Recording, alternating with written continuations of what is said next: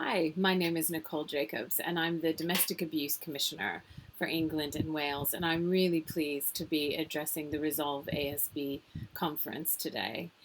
Such an important issue and in such an important distinction in understanding between domestic abuse and antisocial behavior. And so I really applaud Resolve ASB and this conference for taking some time to really highlight domestic abuse as part of your day. I know you'll be hearing from Connie in my office, but I wanted to just take a few minutes to say hello myself, explain a little bit about the office and about what I think is so important in terms of the types of things that you're discussing today in relation to domestic abuse. I was appointed a little over a year ago. That you'll know the Domestic Abuse Act passed in late April, and part of that act contains the statutory underpinning for my office. So it gives my office a couple of powers about a duty to cooperate for public bodies when seeking information, an ability to make recommendations to public bodies that have to be responded to within 56 days. And the legislation, I'm sure Connie will go over this, will cover so many more things that are really important to your day to day.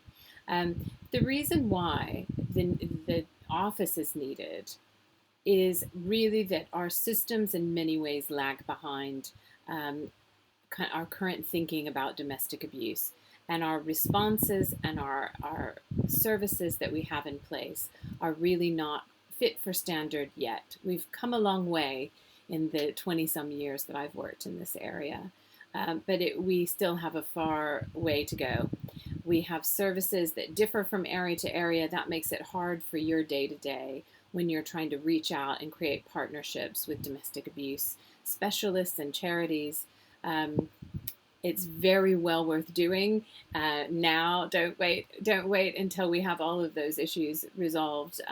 It's a huge step forward in terms of partnership working.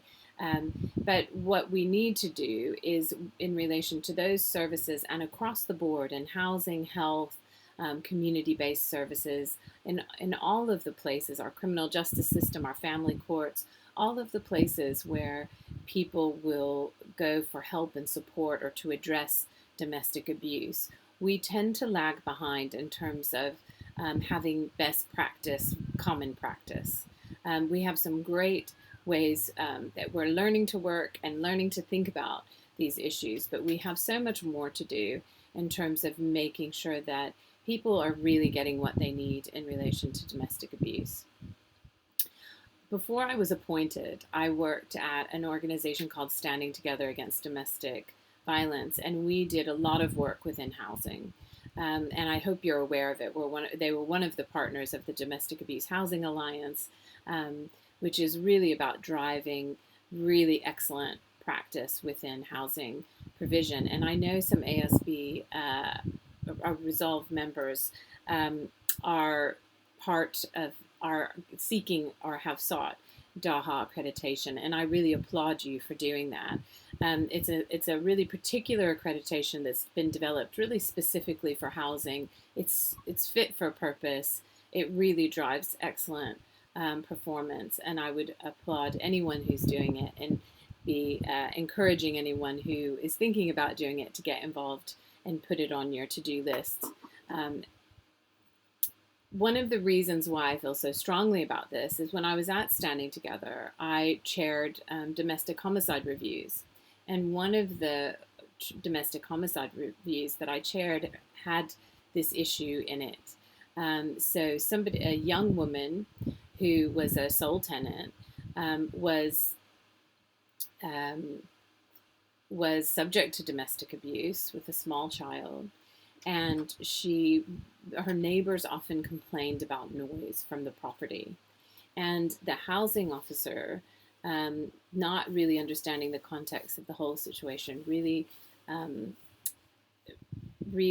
thought of the situation as antisocial behavior. And so the actions put in place were more punitive. Letters, reminding of tenancy arrangements, things that for the victim would have come across as quite punitive. And as a very young and new tenant, probably quite scary. So these are the kinds of things that um, we have to learn our lessons from. So therefore, the result of that is that she didn't engage in any kind of support that she could have probably had through that relationship with the housing officer. She tended to not talk about and tried to hide a lot of what was going on for fear of kind of being in any kind of trouble. So these are the kinds of things that we see day to day from the kind of perspective of domestic abuse services. And it's why I think what you're doing is so important.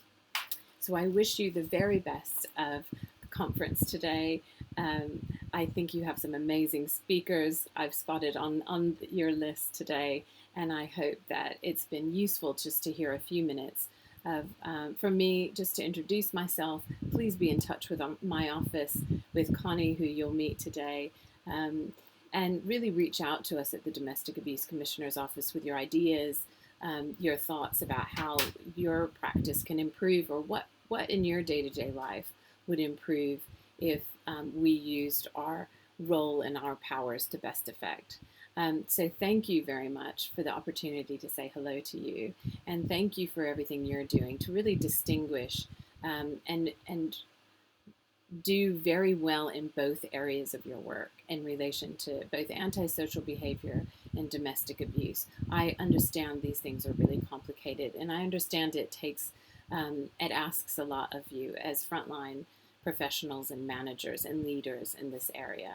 But I thank you for doing that, and I want you to know from the perspective of thinking about the victim in the case that I mentioned earlier, but also from thousands and thousands of people, how important it is to get that right, and how important it is what you're doing today is all about. Thanks so much, and have a wonderful conference.